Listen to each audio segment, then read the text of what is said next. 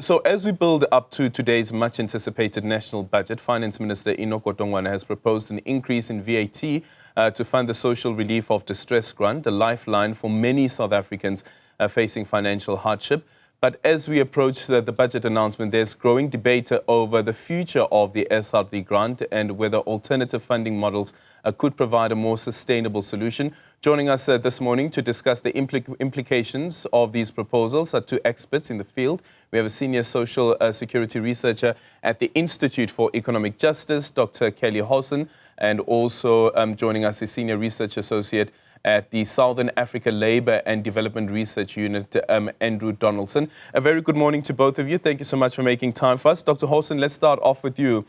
From that conversation that my colleague Michelle Craig just had now with COSATU's parliamentary coordinator, he says that the Ministry and Treasury is being naughty to suggest that the VAT is actually there to fund the SRD grant. Your take on that? Yes, I would agree with that statement. So I think it's very important to be clear that the idea that a VAT increase is needed to fund the SRD grant specifically is a completely false premise.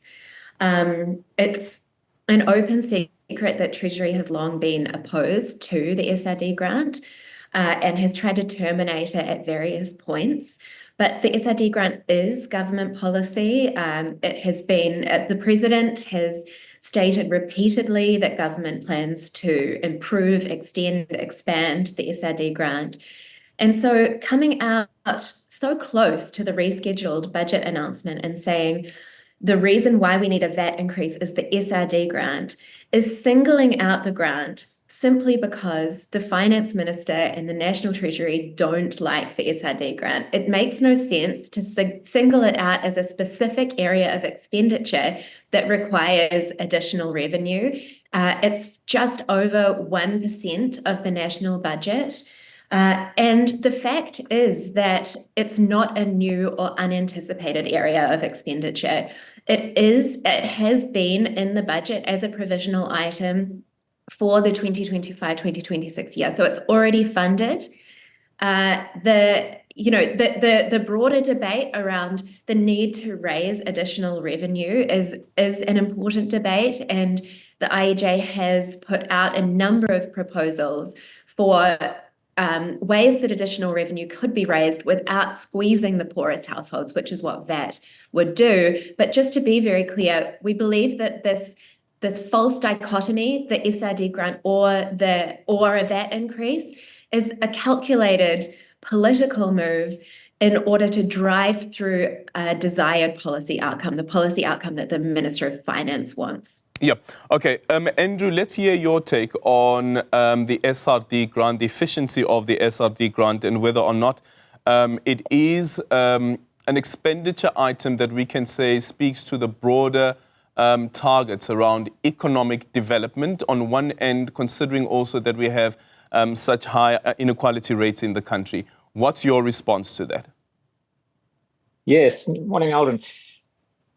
The reason we have a social relief of distress grant is because we have such high levels of unemployment. So we expect to see the minister again table about 35 billion rand for the SRD grant in the year ahead, and he will provisionally table similar amounts for the next 2 years in the 3-year framework.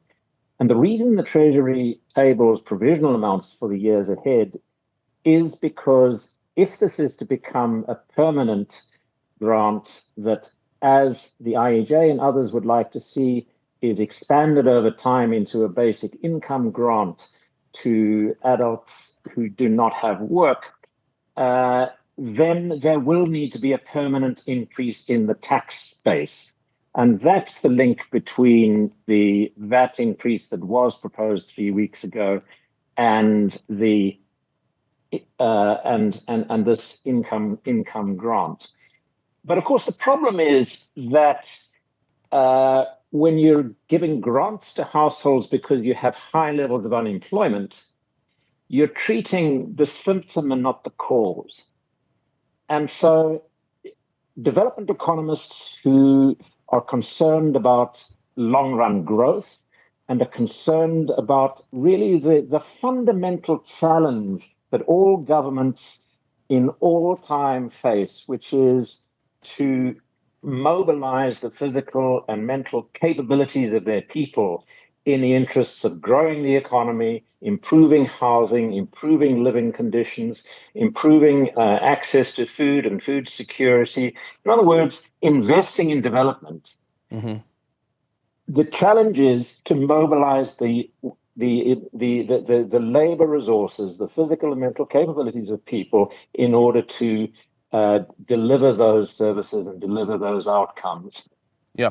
I would far prefer to see the 35 billion rand that goes into the SRD grant going into employment programs that would transfer exactly the same amount of money into low-income households, but to do so at the same time as improving housing, improving living conditions, clearing streets, dealing with the waste disposal challenges that we face in our cities.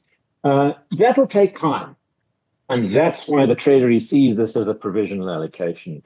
We need to get the growth and employment programs going that in due course would make it unnecessary to finance through a separate social income grant the job that is essentially done by the Unemployment Insurance Fund, and would then be funded through the UIF in future and not through the social grant system. Okay, just quick clarity, Andrew, before I go back to Dr. Howson. So you're saying that rather use the SRD grant for employment programs. The BOSA leader, actually Musi Mamani, had also said rather redirect the SRD grant to public works, extended public works programs, where you can find people that are working in the railway and so forth and so forth. There's a number of items that he had listed there. But do we then say that we have the money for the employment of those individuals? Because surely we won't be expecting to give them 370 rand for that work. Oh, exactly. So that's the challenge of numbers here. Is that you could employ on the minimum wage, you could employ about 1 million people with the 35 billion that goes into the SRD grant. But you're not paying people the 370 rand, which is not an income that you can live on over the during the month. But that flow of money would be going into the same households, the same communities that the SRD grant supports at present. Now, I don't think there's a possibility of a once-off immediate shift from the SRD grant to employment programs. I certainly think we'll continue for many years to come to need a grant program that does the sort of job that the SRD grant is doing at present. Okay. But we've also got to face up to the reality that we're not going to grow the economy and we're not going to improve living standards and we're not going to reduce inequality in the society unless we grow employment both in the public and the private sectors. And I want to emphasize that point, that the employment challenge, of course, is not just about public employment programs. It's also about the incentives, the way in which the employment incentive that operates through the tax system works, the way in which other measures contribute to employment in the wider economy in labor-intensive industry. That's the great challenge that the Presidential Economic Advisory Commission faces at present. Council. Dr. Howson, what's your response then to that and the argument once again that here we're also speaking about able-bodied adults that can actually contribute to the productivity of the country? Thanks so much. Look, we're in agreement in terms of the fact that there needs to be a fundamental shift in the underlying structural nature of the economy in order to create employment and sustainable livelihoods. The difference is the role that we see cash transfers playing in that. And I just want to say, first of all, that social assistance is a constitutional right. It is in Section 27 of our Constitution that the government is obligated to progressively realise the right to social assistance for everyone who needs it. So even if we had a context of high employment, low unemployment, people who did not have access to employment, working age, able-bodied adults, should still have the right to social assistance. So I don't think it's a matter of we have the SRD grant for now until it's not needed anymore. The SRD grant does give effect to a constitutional right. and the government is constitutionally obligated to improve it over time. But that said, the SRD grant and cash transfers in general have been shown to significantly contribute, especially in a context like ours, to improving employment outcomes. So Dr. Donaldson's colleague even did research on the SRD grant, Timothy Kohler, which affirmed this, which said that in the first year of receipt, SRD grant recipients were 7 percentage points more likely to get into work.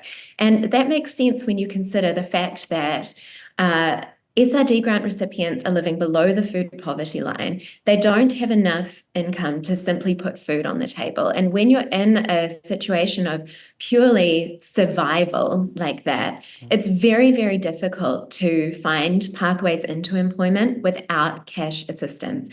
So research has found that the cost of looking for a job is on average 1,600 Rand per month. And even though there's the cost of looking for a job is so much higher than the value of the SRD grant, we know that people have taken that grant and put it towards job search activities. Not only that, but people spend their grants in local communities, and that stimulates demand, particularly in depressed areas. It enables local businesses to invest and expand and to hire employees. So it has a pronounced job creating impact. And we don't see social grants and job creation as mutually exclusive. Of course, government has limited resources and must spend those resources as effectively as possible to tackle the crises we're facing. But where I think we differ is that we believe in and the evidence certainly supports the idea that social spending on social assistance and cash transfers has a pronounced economic multiplier effect, which both tackles our immediate crisis of hunger and also helps us to get onto a sustainable growth path and supports job creation. All right, would have loved to continue the conversation, but unfortunately we've run out of time. But thank you so much. Dr. Kelle Howson there, Senior Social Security Researcher at the Institute for Economic Justice, as well as Andrew Donaldson, Senior Research Associate at the Southern Africa Labour and Development Research Unit. Truly appreciate your time.